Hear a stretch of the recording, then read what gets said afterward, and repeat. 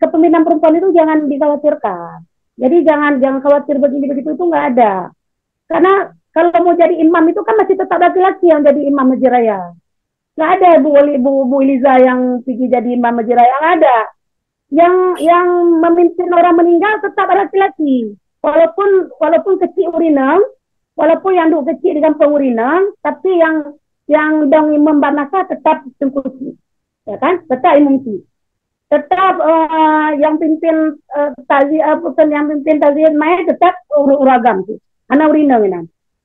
Ini hanya pemimpin dalam pemerintahan saja. Jadi jangan dikhawatirkan. Biarkan perempuan.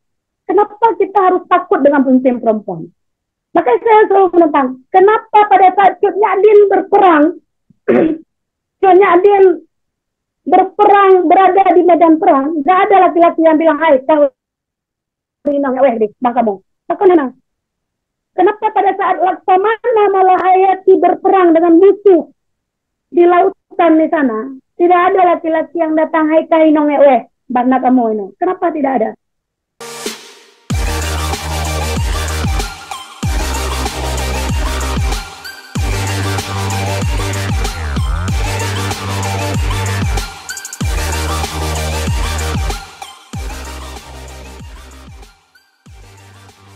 Oke Kak, ini kita beralih ke Kota Banda Aceh nih Kak ya.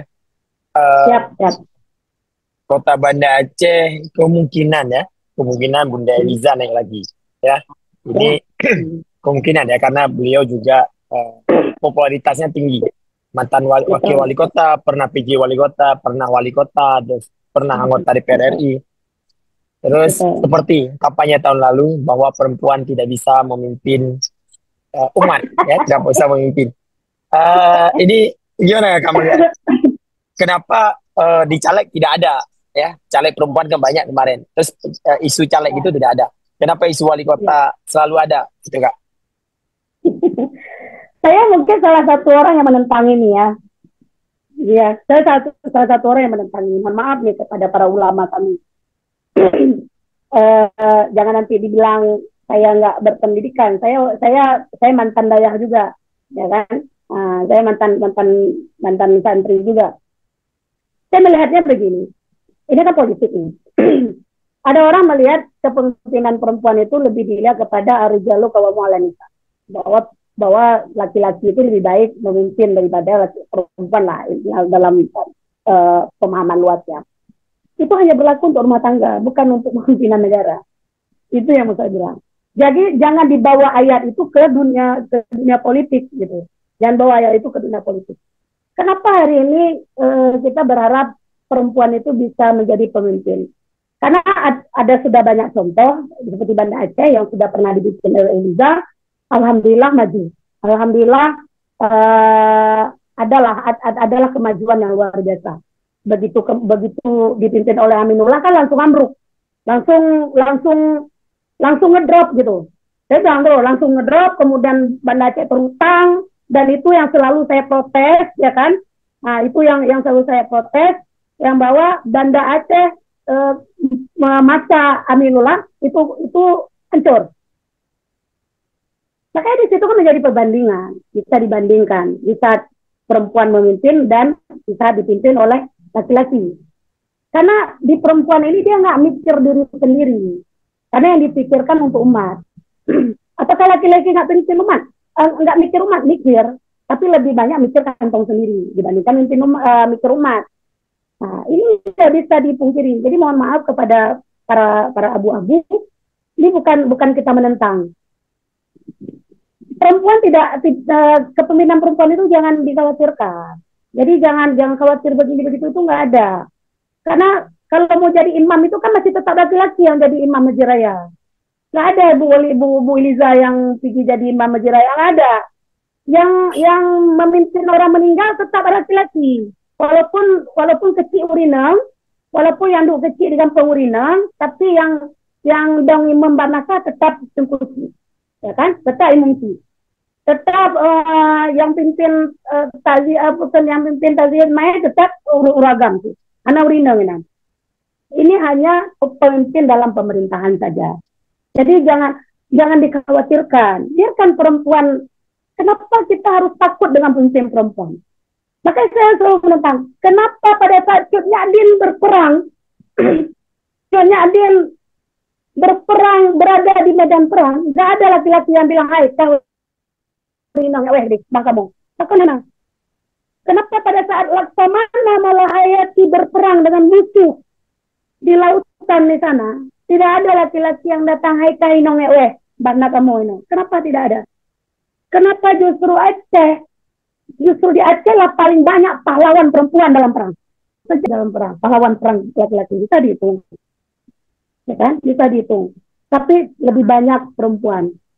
Laksamana Malahayati, Cut Mutia, Cut Nyak Dien, ya kan? Terus Pecuk Barin, Merah. Ada banyak perempuan, bukan 1, 2, 3 pahlawan perang perempuan. Kenapa itu tidak ada? Bahkan kita punya banyak sultanah. Ada 9 sultanah kan? 9 sultanah. 9 Raja Inong di Aceh. Dulu pada masa Sultanah Safiyatuddin itu ada fitnah yang dihembuskan. Hai, jangankan fitnah katanya, bukan menghina. Dari zaman masa perang Aceh, zaman masa Sultan Aceh dulu sudah ada fitnah itu.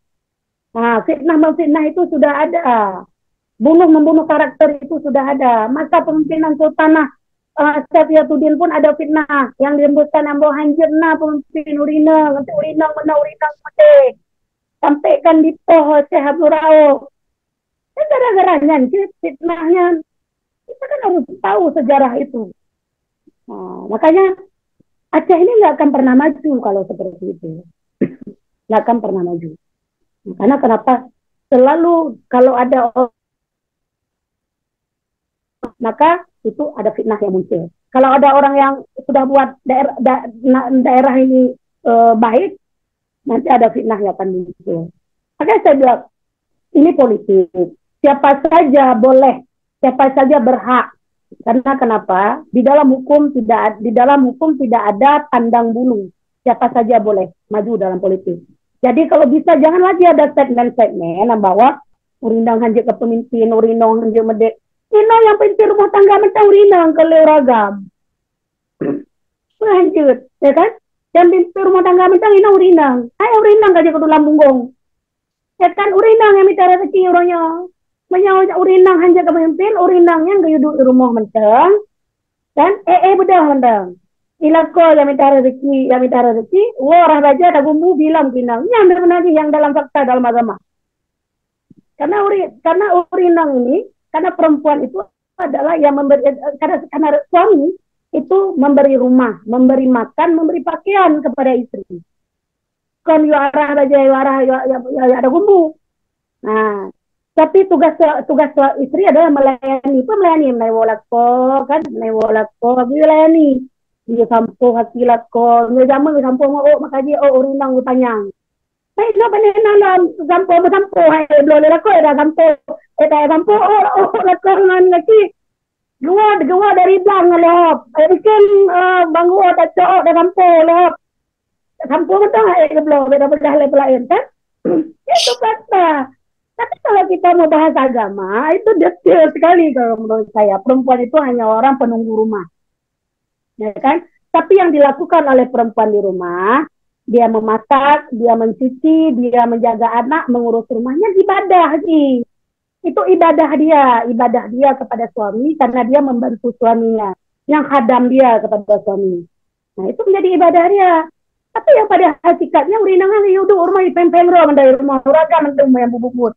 Tapi uronya uragam pempeng ro, urinang yang jabut. Urinang jauh belang, urinang jamu ulam belang, urinang ya toh pade, urinang jak mitara rezeki, urinang medecak, urinang na yang urinang.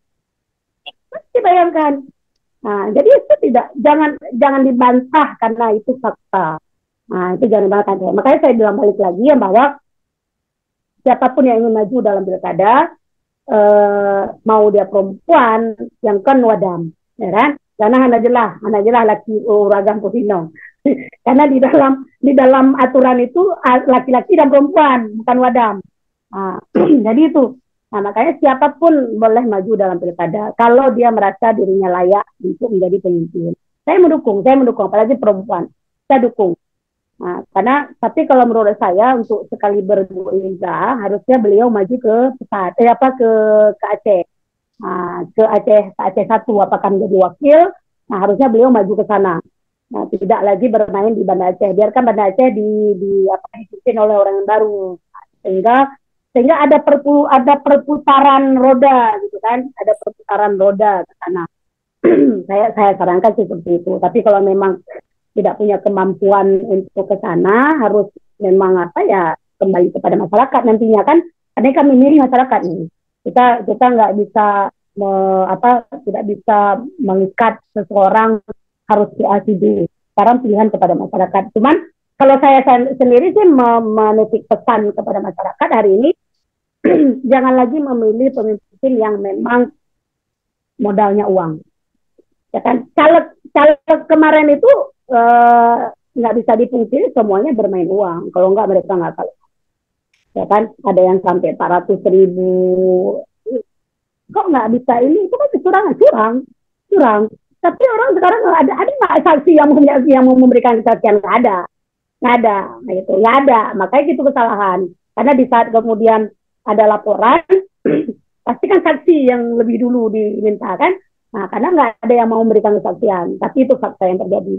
Makanya ke depan siapapun yang menjadi pemimpin, yang ingin memimpin, saya berharap benar-benar memikirkan Aceh dan daerahnya masing-masing. Majukanlah daerah. Udah rakyat ini sudah lelah dengan ini semua. Mereka udah lelah dengan mencari makan, lelah dengan kehidupannya, lelah dengan hidupnya, rumah tangganya, anak-anaknya semua dipikirkan. Belum lagi dengan pendidikan anak, belum lagi dengan kesehatan, persoalan BPJS hari ini yang tarik ulur lagi, udah belum lagi bla bla, begitu banyak. Ke depan itu saya melihat lebih kepada akan begitu banyak ada persoalan lagi ke depan. Ya, apalagi persoalan di pusat juga hari ini juga luar biasa kan. Pasca pemilu kemarin juga begitu banyak terjadi kecurangan. Kemudian karena kalau saya pribadi sih pemimpin yang dihadirkan dari sebuah kecurangan itu ke depan kebijakannya juga nggak bisa dipegang. Itu udah jelas semuanya tidak menguntungkan bagi masyarakat. Seperti itu.